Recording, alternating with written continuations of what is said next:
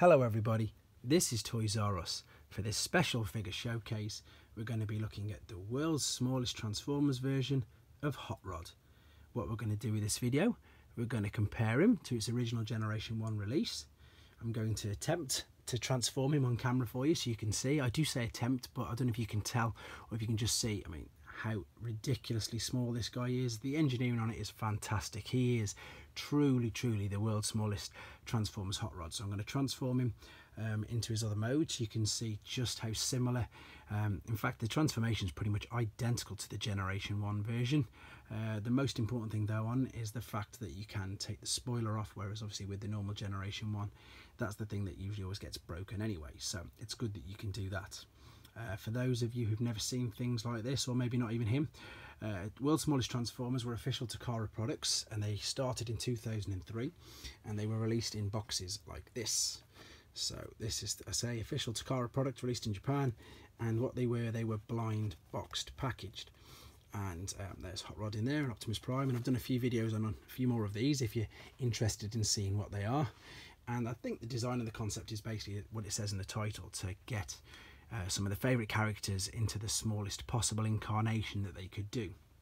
And that's what we've got here. This one over I got in a little special edition box.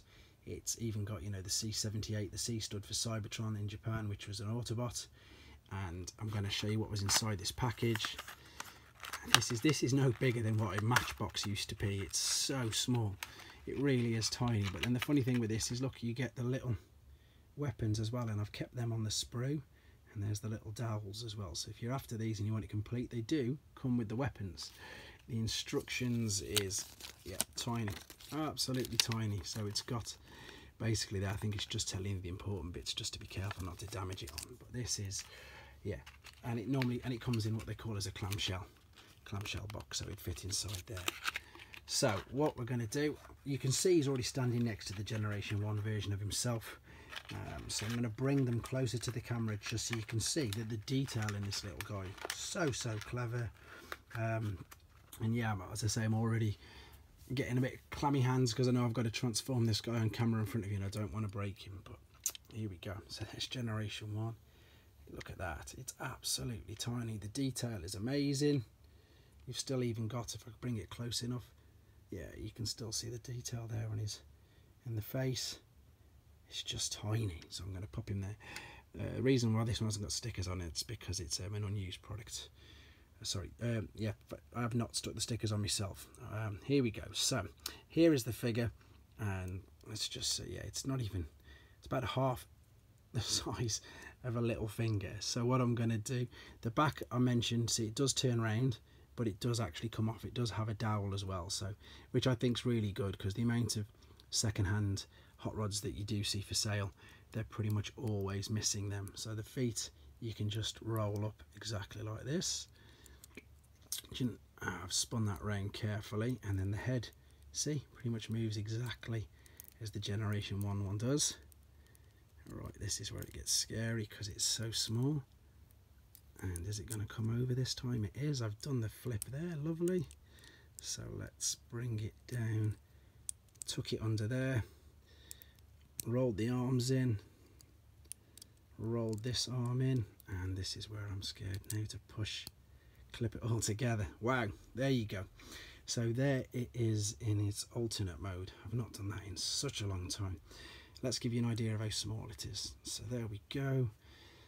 Let's pop it on the roof there. So it's, yeah, it's absolutely tiny. I'm just going to see if I can grab anything else to give you an idea. Oh, I've got one of my son's Micromasters here, funnily enough. I've got one of my son's Micromaster jets. Give me 2 seconds. He's in robot mode. If I put it in jet, you will see that the Micromasters is actually, yeah, there's a Micromaster jet. It is way bigger than that. So that gives you an idea of how small he was. So the detail and just how clever it was for the engineers to make it. There's even, as I say, holes in the hands where you can put them tiny little weapons in. I think you can probably tell from the way I talk about these how highly I have them in regard. They're just so clever. A lot of people don't even know about them. Again, because they were Japanese only exclusives. They have made their way over here via eBay and things like that. I can't speak for any toy companies before that because I didn't really know, I wasn't searching. But yeah, these are the world's smallest Transformers. This is Hotrod. I hope you enjoyed looking at him. I hope it brought another appreciation for yourself of just how good, I suppose, Takara are at making toys. They're just so good. But there he is. He's the world's smallest Transformers, Hotrod. And please, everybody, you take care.